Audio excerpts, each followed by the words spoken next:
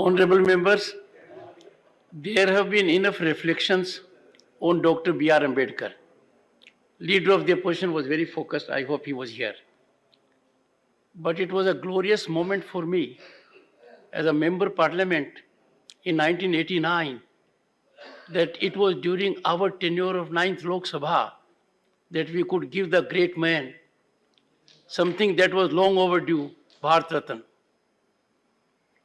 Professor Manoj Jha. शुक्रिया शुक्रिया सभापति महोदय, बहुत बहुत धन्यवाद। आज का दिन बेहद महत्वपूर्ण है और इस महत्वपूर्ण दिन के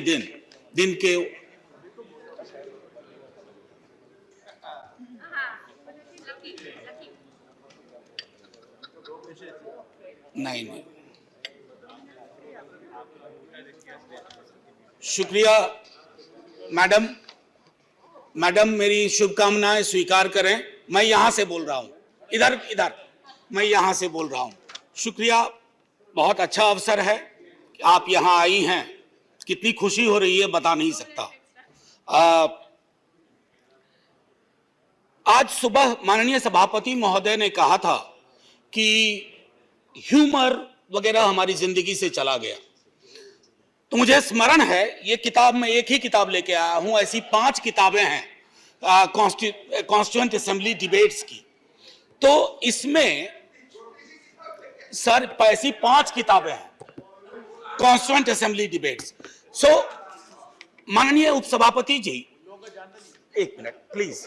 माननीय उपसभापति जी, 75 कैसे बनाया जा रहा है मेरी समझ में नहीं आ रहा है, क्योंकि अगर हम कॉन्स्टिट्यूएंट असेंबली से 75 जोड़े तो 2021 में पूरा होता है, अगर आजादी से जोड़े तो 2022 में पूरा होता है, और अगर पहली लोकसभा से जोड़े तो वो 2027 में पूरा होता है। तो ये 75 की गणना कहां हुई, किस ज्योतिषी ने की मुझे नहीं पता। मेरे हिसाब से 75 नहीं है, लेकिन 75 वाली फील्ड में अपनी बात रखूंगा। हाँ, तो माननीय उपसभापति जी, हुआ यूं कि सरोजिनी नायडू जी को बुलाया गया बोलने के लिए संभवतः 11 दिसंबर 1946 को। कम लोगों को यहां पता होगा कि सरोजिनी नायडू जी बिहार से चुनकर संविधान सभा में आई थी। तो उनको चेयरमैन साहब ने कहा कि अब बुलबुले हिंद, नाइटिंगेल ऑफ इंडिया आएंगी, लेकिन कविता में अपनी बात कहेंगी, प्रोज में नहीं कहेंगी। उन्हें थोड़ा बुरा लगा, मजाक में ही सही। उन्होंने कहा कि आपका अब ये व्यवहार, आपका ये कहना अनकॉन्स्टिट्यूशनल है। तो उन्होंने कहा नहीं, फिर भी सुनाना होगा। तो उन्होंने एक चीज सुनाई जो मैं पेश नजर कर रहा हूं माननीय सभापति जी को। सुबह बड़ी बेसब्री से वो कह रहे थे कि ह्यूमर चला गया, तो उन्होंने सुनाया कि बुलबुल को गुल मुबारक, गुल को चमन मुबारक, रंगीन तबीयतों को रंगे सुखन मुबारक। तो ये मैं ये बता रहा हूं कि ये हमारा ध्येय था। अब सुबह चर्चा की, हमारे लीडर ऑफ द हाउस ने बड़ी खूबसूरत चर्चा की और जिक्र किया सर्वपल्ली राधाकृष्णन का। यहां है ठीक सामने सर्वपल्ली राधाकृष्णन। उन्होंने एक बात कही थी और मैं वो श्लोक पढ़ना चाहता हूं। मृदुना दारुणं हंति मृदुना हंत्य दारुणम, मृदुना दारुण हंति मृदुना हंत्य दारुणम, ना साध्यं मृदुना किंचित तस्मात् तीव्रतरं मृदु। इसका आशय यह है माननीय सभापति उपसभापति जी कि अग्रेशन से, अग्रेसिव बिहेवियर से आप चीजें हासिल नहीं कर सकते। इस देश में मेरे विद्वान साथियों ने उधर से उपलब्धियां गिनाई, हमारे कुछ विद्वान साथियों ने यहां से कमियां गिनाई। मैं दोनों के बीच में चुनौतियां गिनाना चाहता हूं। चुनौतियों की वजह से आज हम यहां हैं, और सिर्फ हम ही नहीं हैं, 140 करोड़ लोगों का यह भवन है, चाहे नया वाला हो या पुराना वाला हो। तो आज के दिन ये मेरी ओर से एक विदाई भाषण भी है, अपने दल की ओर से, इस इमारत को, जिस इमारत में हिंदुस्तान की तकदीर लिखी गई संविधान सभा के माध्यम से। और वो तकदीर लिखने वाले संकीर्ण दायरों में नहीं सोचते थे। मैं उस पर आऊंगा थोड़ा 2 मिनट के बाद। माननीय सभापति जी, बहुत चर्चा होती है, 47 में बंटवारा हुआ था इस देश का। बंटवारे के बावजूद उतनी घृणा, उतनी नफरत, पीड़ा के बावजूद नहीं थी। अभी हाल में एक रोमिला जी की किताब आई, वो कहती हैं बड़ी खूबसूरती से, have we moved from integrated nationalism to segregated nationalism? क्या हम एकीकृत राष्ट्रवाद से एक विभाजित विखंडित राष्ट्रवाद की ओर बढ़ रहे हैं? क्योंकि यह इमारत, इसकी बुनियाद मेलजोल पे है। इसकी बुनियाद में बंटवारे के बावजूद बंटवारा नहीं हुआ। तो मैं हाथ जोड़ के विनती करूंगा, सरकार जरूर बनाइए, अगला चुनाव भी लड़ेंगे, खूब दिल से लड़ेंगे, इंडिया भी रहेगा, भारत भी रहेगा, कोई में से एक चॉइस नहीं है, क्योंकि हमको इंडिया भारत करके जम्बूद्वीप तक नहीं जाना है। मैं सिर्फ इतना कहूंगा कि वो जो मेलजोल की सीमेंट है उसका खात्मा हो रहा है, उसको बचाइए। माननीय सभापति जी, मैं दो व्यक्तियों के मध्य में अपनी कुछ बात रखना चाहता हूं।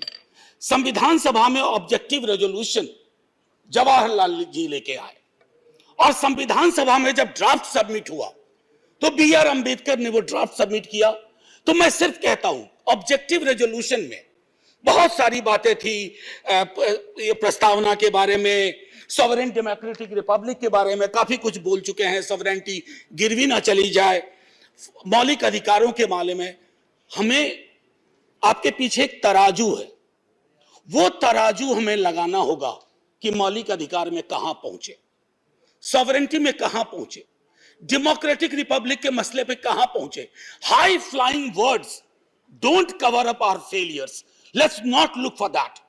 और एक मसला आया, उन्होंने एक जिक्र किया ओथ ऑफ टेनिस कोर्ट। माननीय सभापति जी, फ्रेंच रेवोल्यूशन के बाद जब बड़ी शिद्दत से लोग काम में लग गए अधिकारों पर बात करने के लिए, तो राजा को शुरू में परेशानी नहीं हुई, लेकिन राजा को लगा कि कुछ ऐसा कर रहे हैं जिसमें खुराफात की बू आ रही है। उसने क्या किया, दरवाजे बंद करवा दिए। जिस हॉल में वो लोग बैठते थे वो चले गए दूसरे दरवाजे रूम में, उसको भी बंद करवा दिया। तो वो चले गए टेनिस कोर्ट में, सारी कार्रवाई पूरी की, उसको कहा oath of tennis court. Oath of tennis court का जिक्र जवाहरलाल जी ने इसलिए किया था कि हमारे अंदर वो जज्बा हो, इमारत बनाने बिगाड़ने से इबारतें नहीं बदलनी चाहिए। हमारा जज्बा वही होना चाहिए जो ओथ ऑफ टेनिस कोर्ट में जवाहरलाल जी, हमारे फर्स्ट प्राइम मिनिस्टर, ने कहा। अब आते हैं कि बाबा साहब भीमराव अंबेडकर जी ने क्या कहा। माननीय सभापति जी, आप जिस इलाके से आती हैं, मैं जिस इलाके से आता हूं, वहां ये बातें बड़ी प्रबल है। आजादी का मूल्यांकन होगा तो इस आधार पर होगा कि राजनीतिक आजादी, सामाजिक आर्थिक आजादी में कितनी तब्दील हुई, अगर नहीं हुई तो क्यों नहीं हुई। उन्होंने कहा था कि एक दिन एक ज्वालामुखी बन जाएगा, और मैं उस ज्वालामुखी को बनते देख रहा हूं।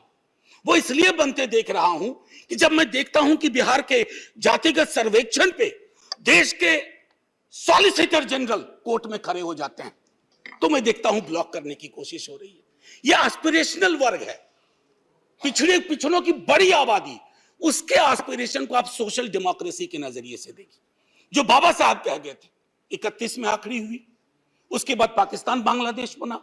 क्या इस देश को, यहां की सरकारों को, राज्यों की सरकार को वैज्ञानिक आंकड़े नहीं चाहिए? क्या आप आंकड़े आसमान से गिराएंगे? मैं समझता हूं आज के दिन यह भी हमें सुनिश्चित करना होगा कि हम इन आंकड़ों को लाएं, उसके आधार पर अपनी नीतियां तय करें। एक माननीय सभापति जी, अंबेडकर साहब दो और चीज कह के गए, प्रिवेंटिंग टिरनी ऑफ मेजॉरिटी। मैं बार बार इस सदन में कह चुका हूं कि मेजॉरिटी बेहद आवश्यक चीज है, मेजॉरिटी के बिना सरकार नहीं चलती है, लेकिन मेजॉरिटी और मेजॉरिटेरियनिज्म में फर्क है। यह फर्क अगर हमारी सरकार भूल जाती है तो बहुत बड़ी पीड़ा होती है।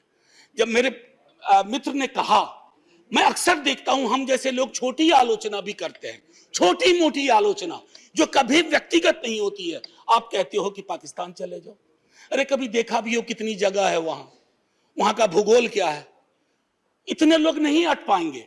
मान लीजिए कि 65% लोगों ने आपको पिछली बार वोट नहीं किया, सबको पाकिस्तान भेज दोगे? ऐसी कोई व्यवस्था होती है? यहीं मेलजुल से रहना है, यहीं मिलकर रहना है। और ये सारी चीजें मैं नहीं कह रहा हूं, खुद अंबेडकर साहब कह के गए थे। मैडम, आपकी तरफ से मैं एक और चीज, एक दो छोटी चीज कह करके, इस देश की एक बड़ी आबादी सभापति महोदया, मैं आपका सभापति महोदया अभी बिल मत 2 मिनट लूंगा, ज्यादा नहीं, आज पहली बार है, इतनी नजरिए इनाद कर दीजिए। मैं सिर्फ इतना कहना चाहूंगा कि बेरोजगारी को लेकर के हमारा दृष्टिकोण साफ होना चाहिए। सरकार में आप हो हम हो, बेरोजगारी हम सबकी पॉलिटिक्स खत्म कर देगा।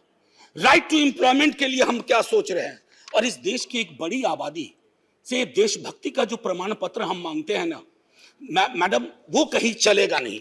मैं आखिरी चीज कह करके एक सुनाना चाहता था। मैं इसलिए कहता हूं, एक घर में 5 सदस्य हैं, उसमें हर 5वां सदस्य उस आबादी का है। अगर उस घर में उस 5वें सदस्य को आप एलिनेट करेंगे, दूर करेंगे, घर कभी महफूज नहीं रह सकता। और आखिरी में मैं साहिर को जाता हूं और वहीं खत्म कर दूंगा, आपको घंटी बजाने की जरूरत नहीं पड़ती। आओ कि आज गौर करें इस सवाल पर, देखे थे हमने वो हंसी ख्वाब क्या हुए।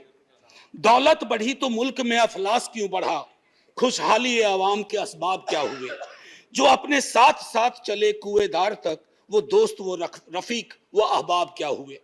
क्या मोल लग रहा है शहीदों के खून का, क्या मोल लग रहा है शहीदों के खून का, मरते थे जिन पे हम वो सजाए याब क्या हुए। बेकस बरहनगी को कफन तक नहीं नसीब, वो बादा आए अतलसों के मुखाब क्या हुए। जमहूरियत नवाज बशर दोस्त अमन ख्वाह, खुद को जो खुद दिए थे वो अलकाब क्या हुए। मजहब का रोग आज भी क्यों लाइलाज है, मजहब का रोग आज भी क्यों लाइलाज है, वो नुस्खा हाय नादिर नायाब क्या हुए। हर कूचा शोला जा रहे हर शहर कत्लगाह, यकजहती या हयात के आदाब क्या हुए। सहराए तीरगी में भटकती है जिंदगी, उभरे थे जो उफुक पे वो माताब क्या हुए। मुजरिम हूं अगर मैं तो गुनहगार तुम भी हो, मुजरिम हूं अगर मैं तो गुनहगार तुम भी हो, ए रहबराने कौम खताकार तुम भी हो। जय Hind ma'am, and salute to all the freedom fighters, संविधान सभा के उन तमाम लोगों को। और मैं चाहूंगा कि सेंगोल के बगल में एक बड़ी आकृति में इनकी तस्वीरें वहां लगाई जाएं और हमें प्रेरणा देते रहें। जय हिंद।